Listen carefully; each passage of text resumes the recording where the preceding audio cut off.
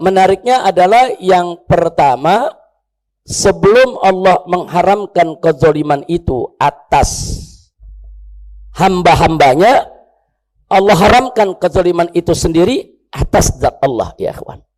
Artinya di sini Allah telah menyatakan, memberi jaminan kepada kita, tidak sekali-kali Allah itu berbuat zalim kepada hambanya. Yang manapun, muslim maupun kafir, ya ikhwan. Jadi Allah tidak akan pernah menzalimi hambanya. Nah, karena itu ditekankan oleh Allah agar hambanya pun jangan sekali-kali saling menzalimi. Karena itu kezaliman ini salah satu dosa besar, saudara, yang sering diberikan balasan oleh Allah spontan di dunia sebelum di akhirat. Nah, jadi banyak dosa kita tahu Allah balas di akhirat, tapi ada dosa-dosa tertentu yang Allah balas di dunia juga, di akhirat juga. Di antaranya seperti apa? Uququl walidain, yaitu durhaka kepada kedua orang tua. Itu balasannya di dunia juga ditampakkan oleh Allah, ya kawan. Termasuk kezaliman. Nah, jadi jangan pernah kita merasa aman dari balasan Allah di dunia, apalagi aman dari balasan Allah di akhirat kalau kita berbuat zalim. Nah, di dalam surat Al-Baqarah Allah menceritakan tentang kejadian di zaman Bani Israel, di zaman Nabi terdahulu, tatkala terjadi suatu pembunuhan di antara mereka, terjadi suatu kezaliman di antara mereka, kemudian mereka saling tuduh satu sama lainnya, ya ikhwan. Fitnah sana, fitnah sini, ribut, gaduh, saudara. Terjadi keonaran. Tapi akhirnya apa yang terjadi? Allah ungkapkan apa-apa yang mereka sembunyikan. Itulah Allah firmankan dalam surat Al-Baqarah ayat 72. Wallahu subhanahu wa ta'ala qala wa idh qataltum nafsan fadara'tum fiha wallahu mukhrijum ma kuntum taktumun. Jadi Allah ceritakan tatkala saat kalian itu membunuh satu nyawa, membunuh seseorang, fadara'tum fiha, kemudian kalian saling tuduh menuduh di antara kalian, membuat isu, membuat berita-berita hoax, membuat serangkaian fitnah. Nah, apa mereka pikir Allah itu tidur? Allah tidak tahu. Di akhir ayatnya Allah katakan, wallahu mukhrijum ma kuntum taktumun. Dan Allah mengungkapkan, Allah menyingkap, Allah mengeluarkan apa-apa yang kalian sembunyikan.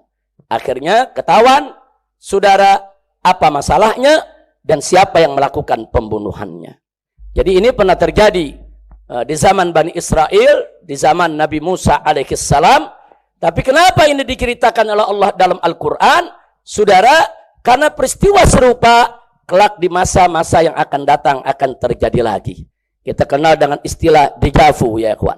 Déjà vu itu peristiwa-peristiwa serupa yang bisa terjadi di setiap zaman, ya ikhwan. Nah, termasuk di zaman kita sekarang ini terjadi, saudara. Bagaimana ada orang yang dibunuh, dibantai, setelah dibunuh difitnah. Kemudian dibuat gaduh. Dibikin rusak itu opini kemana-mana, saudara. Dan ini terjadi. Akhirnya orang, saudara, resah. Di mana-mana bingung. Bagaimana persoalannya? Fitnah sana, fitnah sini. Bohong sana, bohong sini, saudara. Nah, tapi kebohongan itu nggak bakal bertahan lama. Kenapa?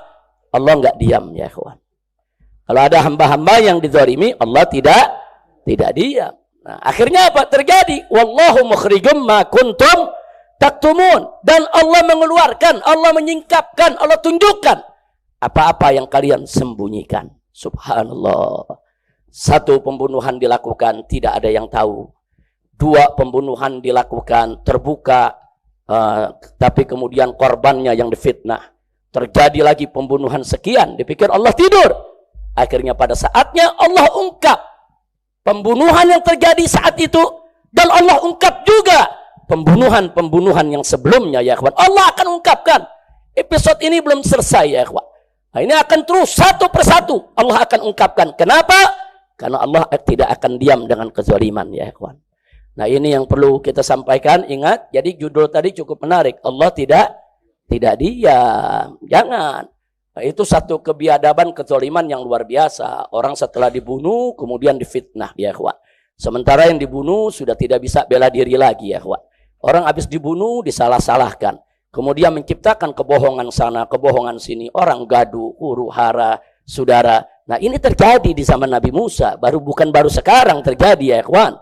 Tapi kemudian Allah ungkapkan kebenarannya. Alhamdulillah. Jadi nggak usah khawatir ya ikhwan. Allah tidak buta, Allah tidak tuli, Allah tidak bisu, Allah tidak akan diam, dan Allah tidak akan membiarkan kezaliman.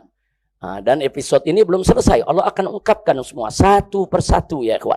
Sampai semua menjadi terang benderang, saudara, dan sehingga ini menjadi pelajaran bagi seluruh hamba-hamba Allah agar mereka tidak lagi mengulangi kezaliman. Kemudian bicara tentang pembunuhan ibadallah. Ini membunuh orang tanpa hak itu suatu dosa besar. Dosa besar, bukan dosa yang sembarangan, saudara. Allah firmankan dalam surat An-Nisa ayat 93, saudara. Faqala ta'ala fi kitabihil aziz, wa may yaqtul mu'minan muta'ammidan fajazauhu jahannamu khalidan fiha wa ghadiballahu alaihi wa la'anahu wa adda lahu azaban azima. Shadaqallahul azim.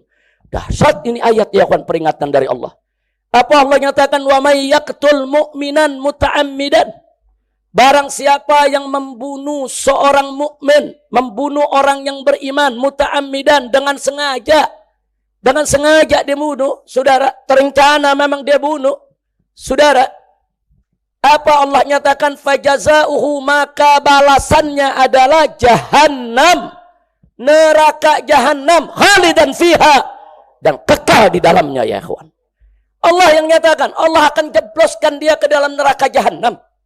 Allah akan siksa dia. Saudara, enggak sampai di situ Allah nyatakan, wa ghadiballahu alaihi, Allah murka kepada dia, saudara.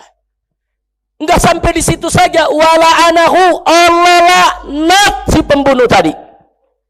Dan enggak sampai di situ, wa addalahu azaban azima, Allah siapkan untuknya di akhirat sana azab yang begitu besar ya ikhwan. Nah, jadi enggak usah khawatir ya ikhwan. Kalau ada kezaliman semacam itu, tidak usah khawatir ya ikhwan. Tidak akan ada yang lolos dari balasan Allah Subhanahu wa ta'ala. Nah, karena itu ya ikhwan, kalau ada kezaliman, ada upaya kita mau dibunuh, atau keluarga kita mau dibunuh, atau guru kita mau dibunuh, atau sahabat kita mau dibunuh, ya ikhwan. Kalau kita bisa melakukan perlawanan, wajib kita melawan. Selamatkan kita punya nyawa, ya ikhwan. Jangan kita diam, saudara. Jadi kalau terjadi kezaliman, pembunuhan terhadap orang-orang, saudara, yang tidak bersalah, wajib kita lawan, ya ikhwan.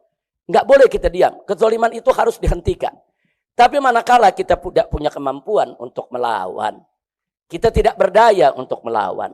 Karena orang yang melakukan kezaliman itu memiliki aneka ragam kekuatan. Kekuatan politik, kekuatan kekuasaan, kekuatan hukum, kekuatan duit, kekuatan ekonomi, kekuatan persenjataan. Dia memiliki segala kekuatan sehingga kita tidak berdaya dan nggak mampu untuk melakukan perlawanan. Jangan sedih, jangan. Masih ada satu senjata yang luar biasa Allah berikan kepada kita, yaitu doa. Nabi yang menyatakan dalam hadisnya, ad-du'a silahul mu'min. Doa itu senjatanya orang yang beriman. Subhanallah, Nabi mengambil istilah senjata. Senjata itu kan digunakan untuk membela diri, untuk menyerang, saudara, untuk menghantam kezaliman. Nabi mengistilahkan doa itu senjatanya orang yang beriman. Berdoa, mohon pertolongan kepada Allah. Nggak ada orang-orang zalim bisa melawan kekuatan Allah, ya ikhwan. Doa itu silahul mu'min. Kalau sudah disebut silahul mu'min, berarti kekuatan doa nggak main-main, saudara. Berarti kekuatan doa itu bukan kekuatan sembarangan, saudara. Nah, maka itu kalau kita nggak punya kekuatan, kita lemah, kita tidak berdaya, kita hanya bisa pasrah, menangis kepada Allah. Jangan putus asa. Doa terus. Jangan berhenti dengan doa. Minta Allah Subhanahu wa ta'ala agar menghancurkan semua orang-orang zalim. Sudah.